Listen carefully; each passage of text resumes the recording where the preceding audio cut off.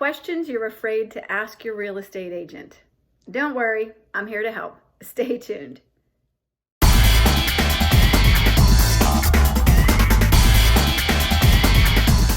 Hi, I'm Sharon Rosa, and welcome back to my YouTube channel.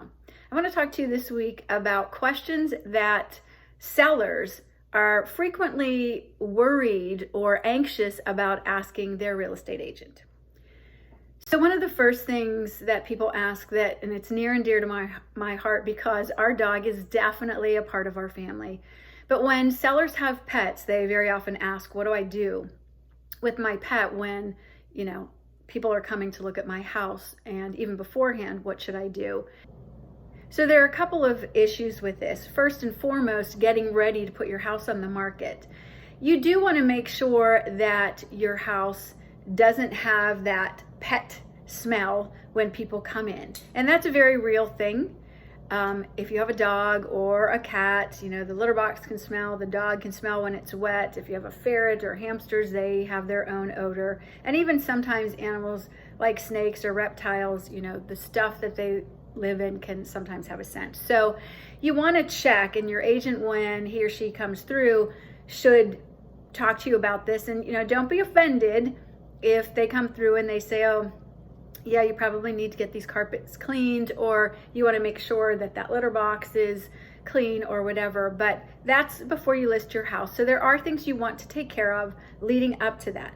When your house is on the market, it's a little tough because if you have animals and you're both at work, or you live by yourself and you're at work and somebody's coming through, you're probably going to want to line up somebody that can help you out with taking that pet out of the home if you can. If not, if you have a dog and you crate the dog, just make sure you put in the agent remarks that the dog will be there, but it will be in the crate. I've read remarks where there's a cat that stays in a certain bedroom all the time, so just make sure that door is closed, or when you go in that bedroom, make sure you close it behind you, that kind of thing. So you want to make arrangements for that as well. In addition, even though people are going to be aware that you have an animal, you want to minimize the clutter from that animal in your house. So put the food bowls away and clean up that area. If there are toys that your dog plays with, or if you have one of those scratching posts that cats use, if you can put it in a cupboard or put it away, please do that. If it's too big to do that, just make sure it's off to the side. You don't want it to be the centerpiece in your living room if that's where it usually is. So you need to be conscious of those things. The biggest thing to remember, even though I'm an animal person, I love animals, there are people that don't. And with all of the things I'm going to discuss, the end game is making sure that when buyers come through your house, they can feel like it can be, or it will be, their home. And if there's too much of you or your animal in that house, they might have a hard time feeling that. Another one that I have is sometimes sellers will ask me if they can leave things out of the sale.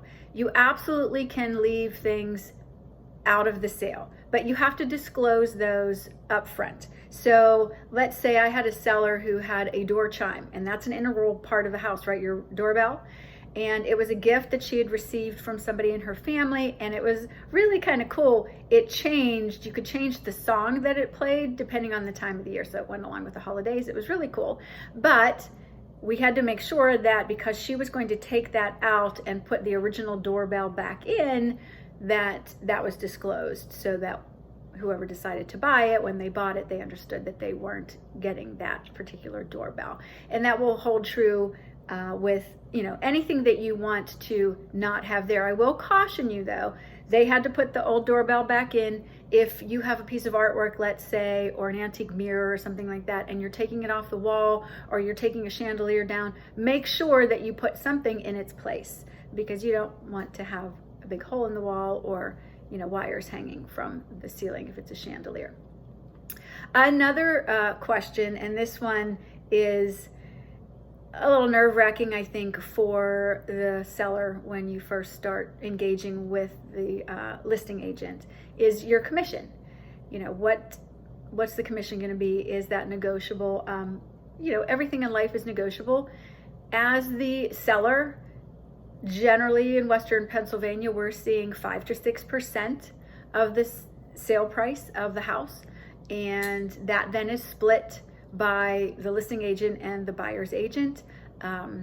If there's only one agent, let's say I was listing a house and somebody that I was working with as a buyer wanted that house, if we all agreed that I would be a dual agent there, then sometimes you can negotiate that price. Sometimes you can negotiate it if you're selling your house and I'm selling it for you, but I'm also helping you buy your next home, then you might be able to negotiate that, just because that's 2 transactions that person's going to get. So you can absolutely have a discussion with your agent about that.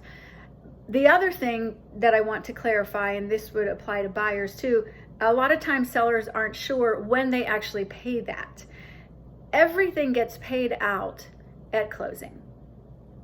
There are administrative commissions that every brokerage in Western Pennsylvania has. Those costs vary from about $2.95 up to about $5.50, and that's kind of just a transaction fee or commission, if you will, and that goes directly to Keller Williams or Berkshire Hathaway or Coldwell Banker or Howard Hanna or whatever brokerage you're working with. That's paid at closing.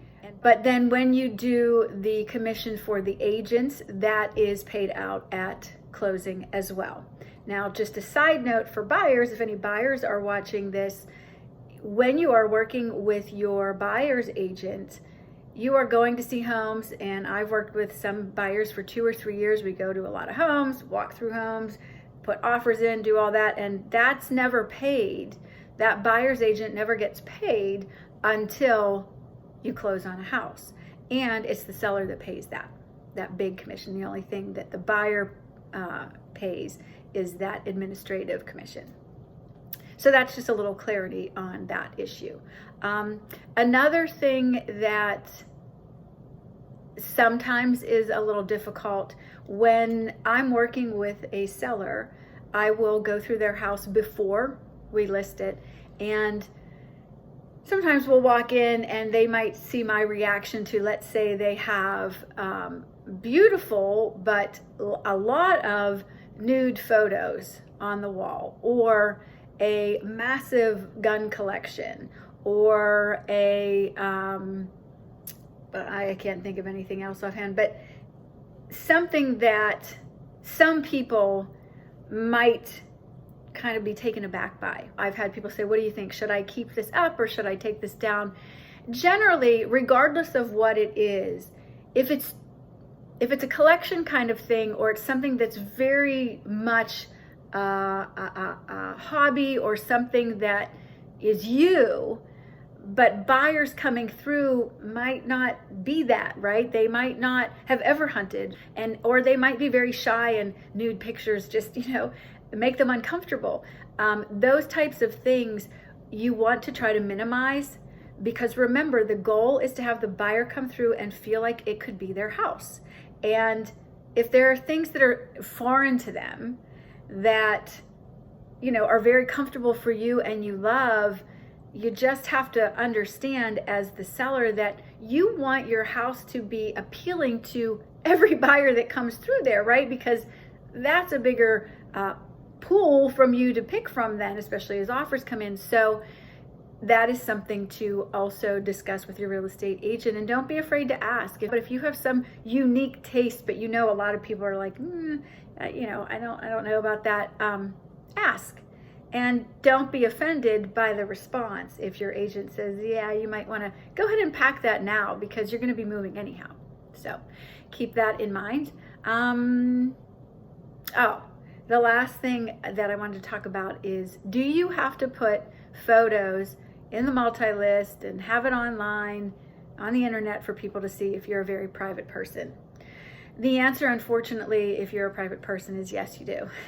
Because we are such a visual society, and all of your competition out there is going to have pictures, and a lot of them are going to have beautiful pictures.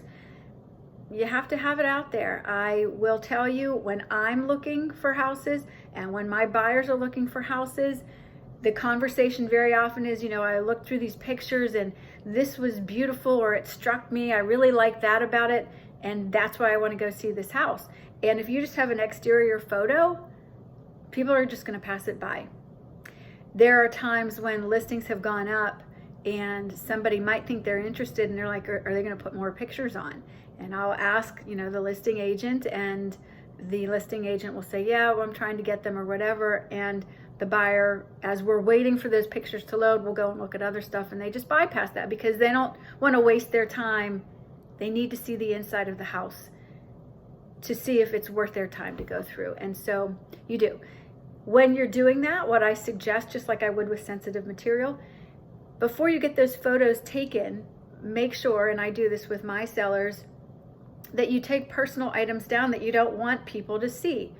Lots of photographs, take those down, because then it looks like your house, and then those photos are on the internet.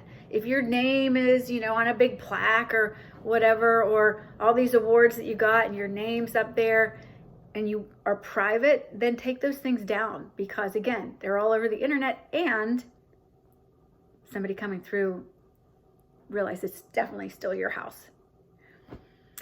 That's it, I think, that I wanted to cover for today. So there are some other items, but for now, that's it. And if you have any questions, you can email me at SharonRosa@kw.com. Please make sure you subscribe at the bottom of the page, and I will see you here next Friday. Have a great week.